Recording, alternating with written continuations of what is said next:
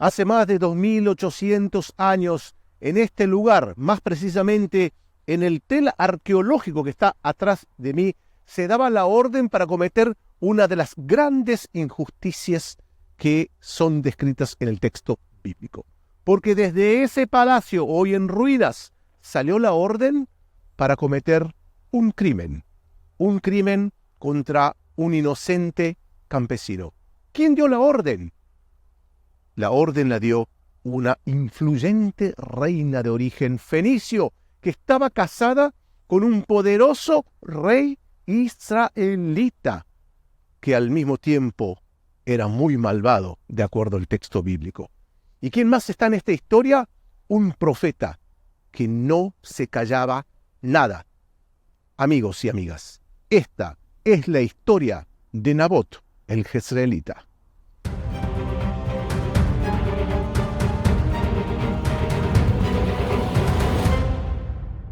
El rey Acab era sin dudas uno de los reyes más poderosos e importantes del reino de Israel. No solamente porque la Biblia lo dice, sino también por fuentes extrabíblicas que mencionan justamente la figura de Acab el israelita. Entonces no sorprende que Acab se haya casado en esos casamientos reales con una princesa fenicia de nombre Jezabel.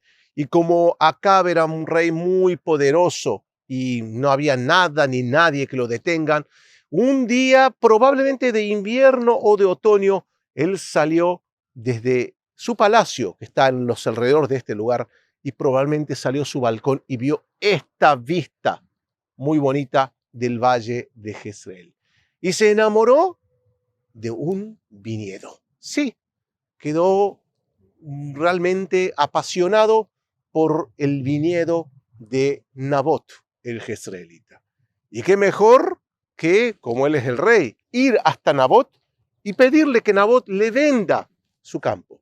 Pero Nabot le dijo: mire, señor rey, con todo respeto, es el campo o el viñedo de mis antepasados y no está a la venta.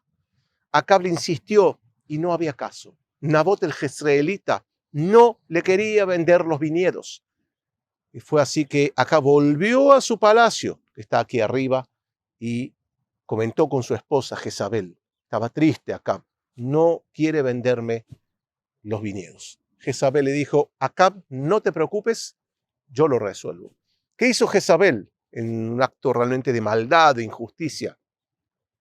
Mandó llamar a 2 testigos que prestaron testimonio falso, diciendo que Nabot, el jezreelita, había maldecido a Dios y al rey, lo que le daba la pena de muerte a Nabot el jezreelita.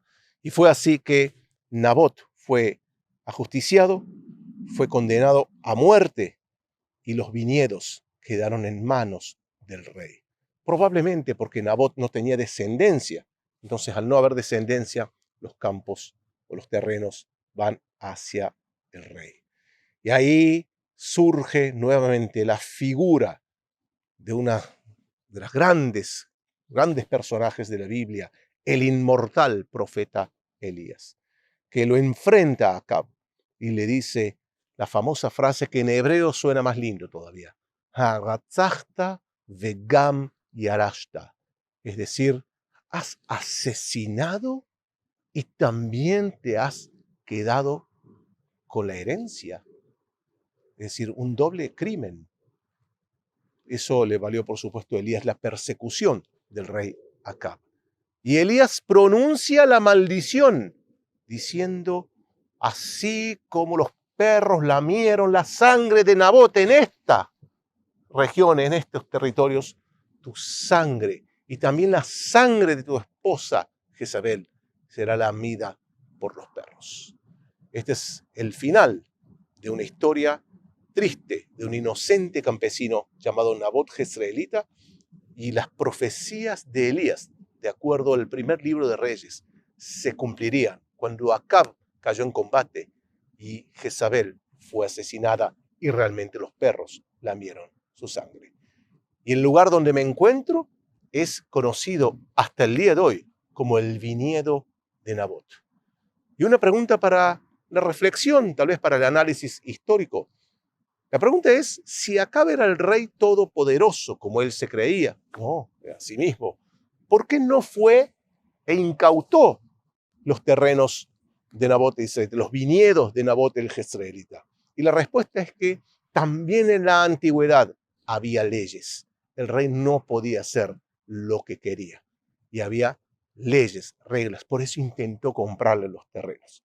Pero al final lo que ocurrió fue también una metodología jurídica con dos testigos falsos, por supuesto, que hicieron que Nabot el Jezreelita fuese condenado. Hay muchas preguntas que surgen de esta historia entre Acab, Jezabel, Nabot el Jezreelita, Elías. Por ejemplo, muchos de ustedes se estarán preguntando, ¿cómo sé yo que esa historia ocurre aquí? Bueno, la verdad que no tenemos ni Facebook ni Twitter de la época, ni ningún testimonio fuera de la Biblia. Pero también la arqueología nos ayuda mucho. En el tel arqueológico que vimos al principio de este video, dijimos que ahí había restos de un palacio. Y sí, se cree que es un palacio que data de la época de Acab, es decir, del siglo IX antes de Cristo. Entonces, mucha coincidencia. También vemos la historia de Nabot el Jezreelita. Este es el valle de Jezreel, sin dudas. Ahora, si era el viñedo aquí abajo, o aquí, o más allá, nunca lo sabremos probablemente. También hay una cuestión que es interesante, que nosotros conocemos la historia como el viñedo de Nabot. Pero en hebreo la palabra para viñedo es kerem, que es la misma palabra para una plantación de árboles de oliva. Es decir, no sabemos si es un viñedo o si es una plantación de oliveras. Lo cierto es que hoy en día no hay viñedos en esta región, pero sí tenemos plantación de olivares. Entonces no sabemos realmente a qué se refiere. Fue traducido lógicamente como el viñedo o las viñas de Nabot. Y finalmente les había dicho que Acab estaba en invierno o en otoño cuando esta historia ocurre. Ustedes me preguntarán seguramente cómo sé yo que fue en invierno o en otoño. La Biblia no nos dice nada al respecto. No nos dice en qué época del año fue. Pero sí sabemos, tanto por la Biblia como por la arqueología, que el palacio central de Acab no estaba aquí. Estaba en una ciudad llamada Shomrón, que es traducida al español como Samaria, que luego en la época del Segundo Templo recibiría el nombre latín de Sebastia.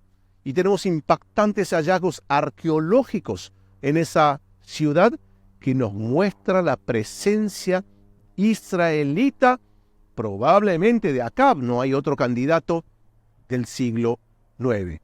Y venía justamente aquí a Jezreel en invierno o en otoño. ¿Por qué? Porque aquí el clima es más agradable. En Samaria es muy frío. Entonces, alguno que tiene problemas con el frío no se va a quedar en Samaria, va a venir a esta región. También muchos me preguntan, ¿cómo sé yo que esto ocurre aquí? ¿No? De acuerdo al nombre, ¿cómo identificamos este lugar como Jezreel? Varios motivos. Primero, la arqueología les dije que se encontraron restos arqueológicos del siglo IX justamente en el tel arqueológico y no hay mucho para ver. También el nombre de la aldea árabe que estaba aquí hasta el año 1948 era Zar'in, que mantiene la raíz del nombre Israel o Jezreel. Y al lado, justamente, del tel arqueológico hay un kibutz que se llama Israel o Jezreel. Así que muchas coincidencias. Espero que les haya gustado la historia de Nabot el Jezreelita, que mejor en el valle de Jezreel, donde me encuentro ahora.